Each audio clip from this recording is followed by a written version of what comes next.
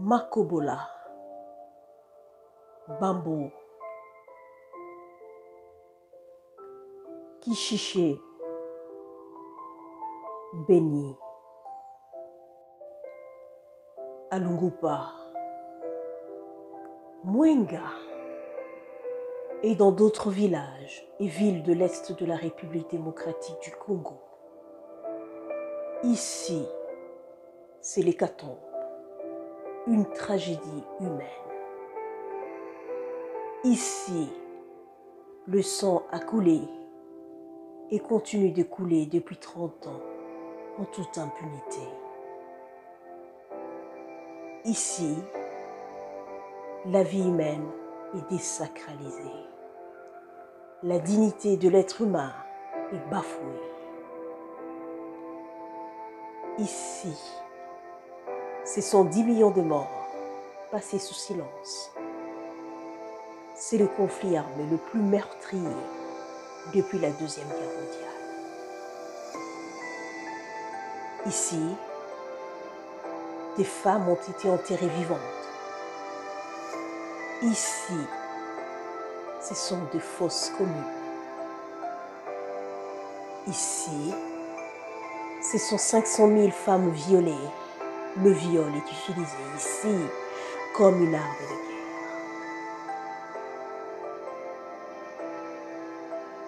guerre. Ici, ce sont 5 millions de personnes déplacées.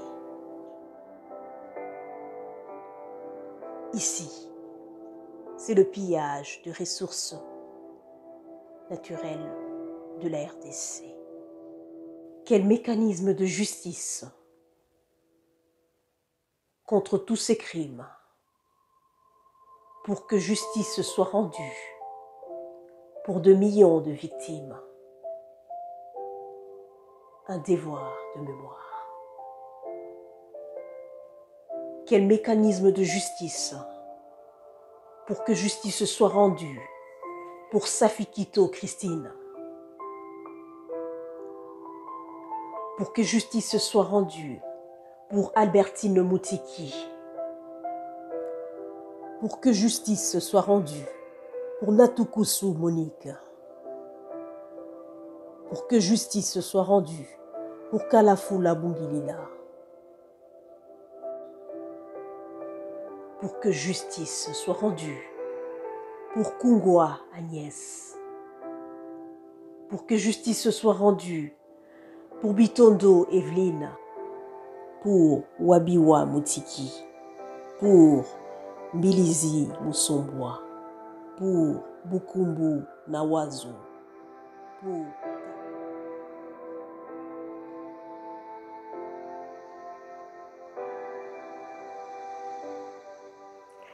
Mademoiselle, Monsieur, bonjour et bienvenue à ce numéro de l'émission Le Monde du droit qui est consacré à un questionnement. On s'interroge: quels sont les mécanismes de justice pour les crimes qui sont commis à l'Est de la République démocratique du Congo? Vous le savez, l'Est de la RDC est dévasté depuis près de 30 ans par des conflits armés. Quels sont les mécanismes de justice possibles pour réprimer les crimes qui sont commis dans ces contextes de conflits armés à l'Est de la République démocratique du Congo? Pour répondre à cette question, nous recevons une avocate. Elle est spécialiste de crimes internationaux. Elle est également assistante juridique dans les équipes de représentants légaux dans les affaires devant la Cour pénale internationale. Avec nous donc, ça sera Maître Evelyne Ombeni, depuis La Haye, aux Pays-Bas.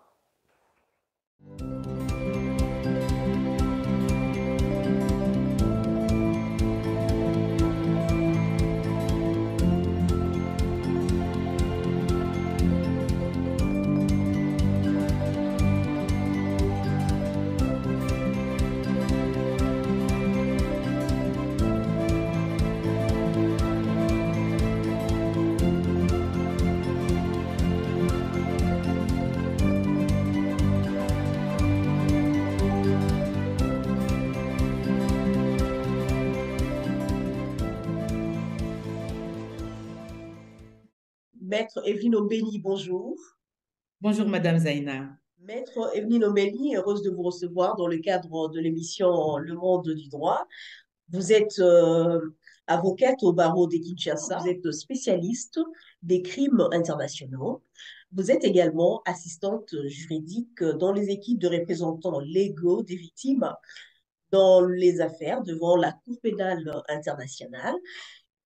Aujourd'hui, l'Est de la République démocratique du Congo est toujours dévasté par des conflits armés, ces conflits armés qui sévissent depuis début des années 1990. Alors, pour ces conflits, il y a des crimes et des violations de droits humains qui sont commis. De quels crimes et de quelles violations de droits humains parlons-nous précisément? Merci beaucoup pour la question Madame Zaina. Au regard déjà de ce que vous venez de mentionner, nous avons des crimes qui sont commis sur le territoire congolais depuis des années 90. En l'occurrence, il s'agit des crimes internationaux. C'est notamment le crime contre l'humanité, le crime de guerre, le crime d'agression, et également le crime du génocide. Et nous avons aujourd'hui, la RDC a la particularité de détenir aujourd'hui des décisions qui émanent des juridictions internationales, qui ont confirmé, entre autres, qu'il y a eu commission des crimes contre l'humanité et crimes de guerre en République démocratique du Congo. Ce sont notamment des décisions qui émanent de la Cour pénale internationale. Nous avons également la décision qui a récemment été prise par la Cour internationale de justice qui a reconnu notamment le crime d'agression et d'autres actes constitutifs des crimes internationaux qui ont été commis par l'armée ougandaise sur le territoire de la République démocratique du Congo. Alors, de quelle violation des droits de l'homme parlons-nous ici? Quand nous parlons des violations des droits de l'homme, nous voyons d'abord les violations qui émanent du droit international humanitaire et des droits aussi de l'homme. Et cela pourrait être considéré comme des violations également de droits économiques, de droits sociaux, de droits culturels et des exactions extrajudiciaires qui sont constitutifs au fait des actes, notamment quand ils sont systématiques et généralisés, peuvent être constitutifs des crimes internationaux qui sont sous les chapeaux du statut, qui tombent sous les chapeaux du statut des Roms et aussi de la compétence de la Cour pénale internationale, également de la juridiction nationale congolaise, parce que, comme vous le savez, les juridictions nationales congolaises sont de plus en plus aujourd'hui compétentes pour se prévaloir d'être en mesure, en fait, de poursuivre des crimes, des crimes Maître internationaux. Mbeni, quels sont les mécanismes judiciaires internationaux possibles pour réprimer les crimes commis à l'est de la République démocratique du Congo? La Cour pénale internationale qui a reconnu qu'il y a effectivement des crimes qui sont commis à l'est de la République démocratique du Congo. Mais quels sont les mécanismes judiciaires internationaux possibles pour réprimer ces crimes? La reconnaissance par la Cour pénale internationale de ces crimes, mais au niveau de la répression, de poursuite, qu'est-ce qui s'est fait? Il n'y a que la Cour pénale internationale ou il y a d'autres mécanismes judiciaires pour réprimer ces crimes? Le contexte de la RDC est spécifique, mais aussi complexe. Parce que nous sommes quand même dans un contexte où les crimes se sont commis sur une étendue très large. C'est plus de 30 ans qu'il y a eu commission des crimes. Et nous sommes aussi dans un contexte dans lequel nous nous retrouvons. La Cour pénale internationale ne peut pas tout poursuivre parce qu'il y a des crimes qui ont été commis avant l'entrée en vigueur du statut de Rome. Et or, il n'est pas question aujourd'hui d'oublier l'existence de ces crimes parce que les victimes sont encore présentes de ces crimes spécifiques.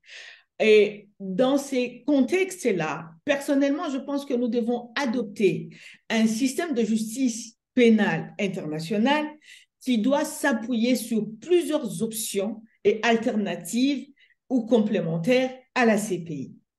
Et parmi ces options, pour ma part, je pense, qu'il faudrait que la RDC mette en place un système notamment d'un tribunal pénal international. Nous savons tous que c'est exact, c'est tout à fait évident qu'un tel tribunal ne doit être institué que sur impulsion d'abord du pays qui veut son institution, et en l'occurrence de la RDC. Il faut également que la RDC active d'autres mécanismes, et notamment des coopérations avec des institutions nationales, notamment les Nations Unies et d'autres institutions et la communauté internationale, pour qu'il y ait une création d'un tribunal spécial, international spécial pour la RDC.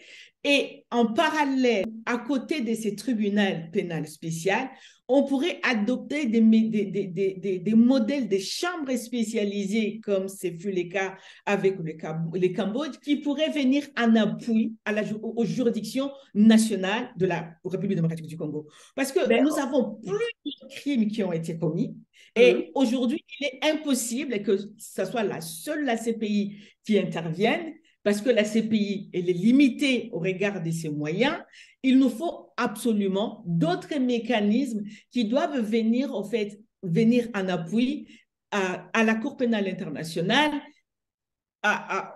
au tribunal pénal international qui pourrait éventuellement être mis en place, aux chambres spécialisées, et aussi renforcer le mécanisme, et notamment de la justice nationale congolaise. Je pense que au regard de l'étendue sur laquelle les crimes ont été commis ou sont en train d'être commis encore sur les territoires congolais, et il faut aujourd'hui repenser à un système de justice pénale internationale. Et parmi des mécanismes de juridiction, juridictionnels plutôt, nous devons penser aujourd'hui au système, d'abord, des mécanismes, des systèmes de juridiction internationale ou nationale qui peuvent poursuivre des crimes commis avant l'entrée en vigueur du statut de Rome, mais aussi des mécanismes juridictionnels qui peuvent en fait s'intéresser aux crimes qui sont en train d'être commis après l'entrée en vigueur du statut de Rome. Pour les crimes qui ont été commis avant l'entrée en vigueur du statut de Rome, plusieurs voix se sont levées, et nous pensons que c'est vraiment la meilleure façon de faire les choses. C'est la création d'un tribunal pénal international pour la RDC.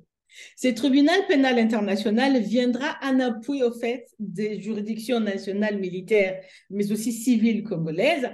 Et la CPI ou la Cour pénale internationale pourrait intervenir notamment pour des crimes commis après juillet 2002, sachant que la CPI ne peut pas poursuivre tous les auteurs parce qu'il a le mandat qui est un mandat qui est tout à fait complémentaire aux juridictions nationales, mais aussi un mandat limité parce qu'elle ne peut poursuivre que des auteurs qui portent une grande responsabilité dans la commission des crimes. À côté, il faut aussi penser au modèle de chambres spécialisées qui doivent en fait venir en appui aux juridictions nationales militaires, mais aussi aux juridictions nationales civiles, sachant que nos juridictions nationales militaires et civiles qui auront les compétences ou la compétence de poursuivre des crimes internationaux, il nous faut aussi repenser au vrai modèle. Et si nous voulons repenser au vrai modèle, il faut aussi repenser à la capacitation en fait de ces juridictions-là. Nous sommes conscients que le travail que fait les juridictions militaires, c'est un travail qui est formidable, mais il y a encore des efforts à fournir. Et ces efforts résident notamment dans la manière d'apporter une aide ou une assistance, un appui substantiel et nécessaire pour ces juridictions afin qu'ils puissent exercer leur travail de façon effective, mais aussi de manière efficace. Oui, donc la CPI, en fait, le statut de Rome est entré en vigueur depuis 2002, donc la CPI ne peut connaître que des crimes qui sont commis à partir de 2002. Donc les crimes qui sont commis avant, donc c'est pour ça Maître Ombeni parle mettre en place en fait un tribunal pénal international pour la République démocratique du Congo. Donc, c'est ce que demande le gouvernement de la République démocratique du Congo. C'est ce que le voix s'élève pour demander justement la mise en place d'un tribunal pénal international pour la République démocratique du Congo. D'une part, il y a les voix qui s'élèvent. Et d'autre part, il nous faut aujourd'hui une demande officielle et expresse de la part de la République démocratique du Congo pour l'institution de ce tribunal pénal international. Et la communauté internationale veut aussi des signaux, en fait, des signaux forts, mais aussi une volonté réelle de la part de gouvernants congolais pour qu'il y ait l'institution d'un tribunal pénal international.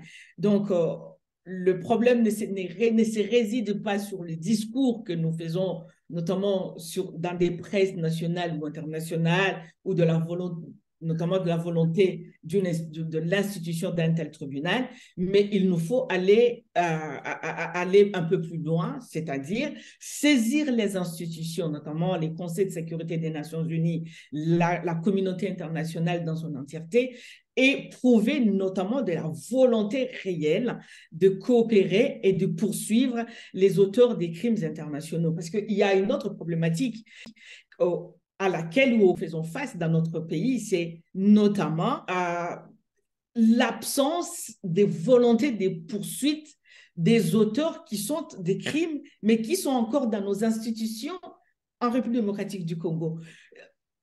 Quelque part, si nous voulons qu'il y ait vraiment des recours effectifs pour poursuivre, il faut absolument démontrer également une volonté réelle et transparente de poursuivre les auteurs des crimes internationaux en RDC. Donc, pour vous, il faudrait la Cour pénale internationale pour des crimes commis en vigueur du statut de Rome. Et puis, il faudrait un tribunal pénal international pour la République démocratique du Congo. Et ensuite, aussi, créer des chambres spécialisées. Mais qu'en est-il en République démocratique du Congo, par exemple? Actuellement, il y avait un plan pour mettre en place la justice transitionnelle, qui est déjà sur pied d'œuvre. Il y a une commission spéciale qui est consacrée à la justice transitionnelle. C'est un mécanisme aussi. Comment voyez-vous la justice transitionnelle? Est-ce une panacée déjà pour la RDC? Pour réprimer ou poursuivre les crimes aussi commis à l'est de la République démocratique du Congo? La justice transitionnelle, il faut juste les comprendre comme étant des moyens qu'on met en place afin de guérir une nation ou un pays qui a sombré plusieurs années dans des conflits, dans des troubles. Et il est vraiment important aujourd'hui que la RDC puisse s'inspirer d'une justice transitionnelle qui doit refléter le contexte et les réalités de la RDC. Nous sommes en face d'une réalité très complexe, d'une réalité dans laquelle, nous avons des commissions des crimes qui durent depuis plus de 30 ans. Nous avons l'implication des auteurs qui sont internationaux, mais aussi des auteurs qui sont des nationaux. Nous avons également des auteurs qui sont des entreprises ou de multinationales, qui sont aussi impliqués dans les conflits, notamment dans le pillage des ressources naturelles de la RDC. Alors, il faut repenser aux mécanismes qui doivent adresser de manière plus effective et plus efficace à toutes ces problématiques. C'est pour cela, si justice transitionnelle, elle doit s'appuyer notamment sur la création d'un tribunal pénal spécial, ou tribunal plutôt spécial, la création des chambres spécialisées, le renforcement des capacités des juridictions nationales, militaires et civiles congolaises qui auront la compétence ou les compétences de poursuivre les auteurs internationaux. Et au-dessus aussi de tout ça, il faut penser aux mécanismes de coopération, notamment avec des pays qui appliquent la compétence universelle. Parce que nous avons aujourd'hui des auteurs des crimes qui ont commis des crimes en RDC, mais qui ne sont pas, par exemple, sur le territoire de la RDC et qui voyagent, en fait, qui prennent des avions. Mais il est il est vraiment de l'obligation du gouvernement congolais de coopérer avec des pays qui appliquent les compétences universelles afin de pouvoir mettre en place un système judiciaire, une coopération judiciaire, de traquer également ces auteurs des crimes qui ont endeuillé la République et toutes les familles en République démocratique du Congo. Oui. Et par rapport au rapport mapping, hein, qui jusqu'aujourd'hui, on ne voit pas en fait les répercussions de ce rapport par rapport au crime en fait. C'était consacré sur les crimes commis en démocratie du Congo. Alors, comment vous percevez ce rapport au regard de mécanismes dont vous voulez de parler tout à l'heure, de mécanismes de justice pour les crimes commis à l'est de la République démocratique du Congo? Pour moi, ces rapports, parce qu'il y a plusieurs rapports mapping, hein, et je pense que ces rapports sont très importants, dans ce sens qu'ils ont identifié, ou ils identifient de manière précise, mais également très détaillée, des violations massives des droits de l'homme et des violations constitutives des crimes internationaux. Euh, pour les crimes contenus dans les rapports mapping ne sont pas malheureusement des crimes qui tombent sous la compétence de la Cour pénale internationale, parce que ce sont des crimes qui ont été commis avant l'entrée en vigueur du statut de Rome. Et au regard aujourd'hui de dysfonctionnement, des problématiques qui font en sorte que la justice pénale interne de la RDC ne soit pas en mesure de poursuivre ses auteurs, il est important aujourd'hui de penser au fait au modèle que j'ai décrit tantôt, notamment le modèle d'un tribunal pénal spécial pour la RDC, des chambres spécialisées, mais également des chambres spécialisées qui doivent travailler de concert avec les juridictions nationales, militaires, mais également civiles de la République démocratique du Congo. Nous savons que quand même la France a emboîté le pas. Elle a eu à poursuivre un auteur congolais qui aurait commis des crimes qui découlent au fait du ou des rapports mapping, ce qui est une très bonne chose. On aurait voulu au fait, par exemple, que la Belgique et d'autres États aussi qui connaissent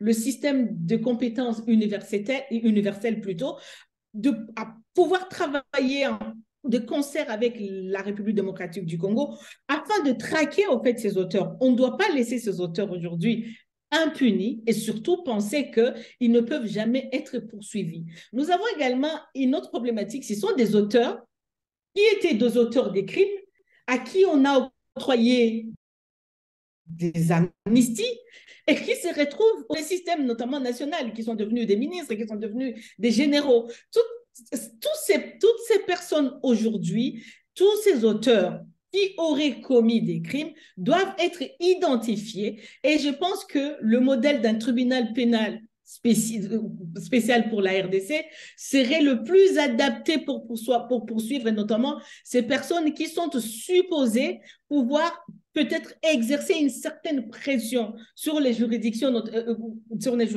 internes ou locales, mais aussi sur nos juges qui sont nos juges naturels ou des juges congolais. Alors, parce que vous êtes aussi assistante juridique, je l'ai dit tout à l'heure, dans les équipes de représentants légaux des victimes dans les affaires devant la Cour pénale internationale. Par rapport au type de réparation encore que peuvent obtenir en fait ces victimes, quels sont ces types de réparations? Vous êtes en contact avec les victimes par rapport aux mécanismes qui sont possibles. Quel type de réparation pour les victimes? Au regard de l'étendue de victimisation, mais aussi du préjudice de ces victimes, parce que nous parlons ici des victimes des crimes depuis 1990 jusqu'à aujourd'hui, il faut penser au modèle de réparation qui doit réellement s'adapter au contexte et aux réalités de la République démocratique du Congo. Et dans ces modèles de réparation, personnellement, je pense aux réparations extrajudiciaires, des réparations qui ne tiennent pas compte d'abord de la responsabilité pénale des auteurs.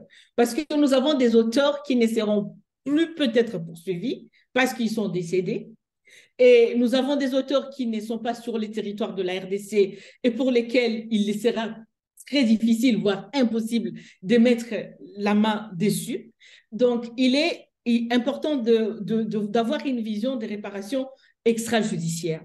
Et quelles que soient les réparations, il faut aussi comprendre que les réparations ne viennent pas réparer les crimes, mais plutôt le préjudice ou les conséquences des crimes. Et il est important aujourd'hui de souligner une chose qui me paraît vraiment essentielle, c'est parmi les principes des réparations, il existe le principe de non-répétition. Si nous devons, ou la RDC, même la communauté internationale, devrait apporter des réparations qui soient de véritables réparations pour adresser aux différentes conséquences des crimes des crimes dont les victimes ont été victimes, il nous faut également aujourd'hui donner une assurance, mais aussi une sorte de... je sais comment on appelle ça en français. Il faut donner une assurance aux victimes que ces faits ne peuvent plus se reproduire. Il est inadmissible, impensable que nous puissions accorder des réparations aux victimes aujourd'hui pour lesquelles nous savons que pertinemment, demain, elles seront à nouveau victimes de la part des mêmes bourreaux ou des autres bourreaux qui vont arriver. Ça n'aura pas de sens. Pour moi, je trouve que s'il doit y avoir des mesures de réparation, il doit y avoir aussi, à côté de ces mesures de réparation, un accompagnement dans la justice, c'est-à-dire nous réparons, nous poursuivons, mais également nous donnons ou nous accordons une promesse de non-répétition des faits. Voilà, Maître Ombeni, on a abordé c'est que l'essentiel c'est sur le mécanisme en fait de justice pour les crimes commis à l'est de la République démocratique du Congo. Quel est votre mot de la fin après tout ce dont on vient de parler? Merci beaucoup pour la question. Personnellement, c'est mon expérience personnelle de ce que j'ai vécu et de ce à quoi je fais face tous les jours. C'est quand on aborde la question de la justice, notamment pour des crimes commis sur les territoires de la RDC, la plupart du temps, on se sent en fait impuissant, découragé parce que c'est quand même des crimes qui se commettent sur une échelle très grande et les mêmes bourreaux, les bourreaux d'hier redeviennent des bourreaux d'aujourd'hui. Il y a tellement beaucoup de mécanismes qui ont été mis en place, mais qui n'ont pas marché. Mais personnellement, je pense que tout est question de volonté. Et cette volonté doit provenir d'abord, des gouvernants, c'est-à-dire, ils doivent montrer qu'il y a une réelle volonté de mettre fin au système de l'impunité qui a gangréné notre État, qui a gangréné également la justice, que ce soit la justice pénale militaire ou la justice pénale civile en République démocratique du Congo. Et aussi, nous avons aujourd'hui besoin de tout le monde. La RDC possède aujourd'hui quand même des ressources. Et ces ressources peuvent être des juristes, des magistrats, des avocats, des journalistes comme vous, des anthropologues, des hommes et des femmes qui sont épris au fait par la justice, qui peuvent créer une sorte de synergie afin de travailler ensemble. Je ne peux pas imaginer qu'un grand pays comme la RDC, mais aussi un pays qui a connu autant de crimes, que nous n'ayons pas, par exemple, de pôle qui se charge, par exemple, de collecte des données ou de collecte des preuves, des preuves dans le cadre des conflits armés qui sévissent notre pays. Donc, c'est vraiment un appel que je lance à tous les juristes, à tous les avocats, aux journalistes, aux anthropologues, aux psychologues, aux sociologues également, afin de mettre une synergie qui peut nous permettre au fait d'apporter des réponses qui soient effectives mais efficaces par rapport à ce que nous sommes en train de vivre en République démocratique du Congo, notamment en ce qui concerne les crimes qui sont commis. C'est aussi l'occasion pour moi de faire appel aussi à tout le monde. Certes qu'il faut poursuivre, certes qu'il faut condamner, mais nous devons aussi mettre en place des mécanismes de prévention des crimes. Et ces mécanismes, malheureusement pour nous, ne semblent pas être adaptés aux réalités de la RDC. C'est le moment de les repenser, de les adapter aux réalités de la RDC, de les rendre plus efficaces afin de ne plus jamais nous retrouver dans un cycle aussi de violence et de commission des crimes comme c'est le cas aujourd'hui. Merci beaucoup, Maître Evelyne Ombeni. Nous vous recevions depuis La Haye, aux Pays-Bas. Maître Evelyne Ombeni intervenait sur quel mécanisme de justice pour les crimes commis à l'est de la République démocratique du Congo. Maître Ombeni Evelyne est avocate à barreau de Kinshasa. Elle est également spécialiste de crimes internationaux et assistante juridique dans les équipes de représentants légaux de victimes dans les affaires devant la Cour pénale internationale. C'était un plaisir, Maître Ombeni. Espérons que ça ne sera pas la dernière fois. Nous aurons encore d'autres sujets abordés et nous serons toujours ravis de vous recevoir. Merci de nous avoir accordé votre temps et nous remercions nos téléspectateurs. Merci. Au revoir et à la prochaine. Merci beaucoup, Madame Zaina.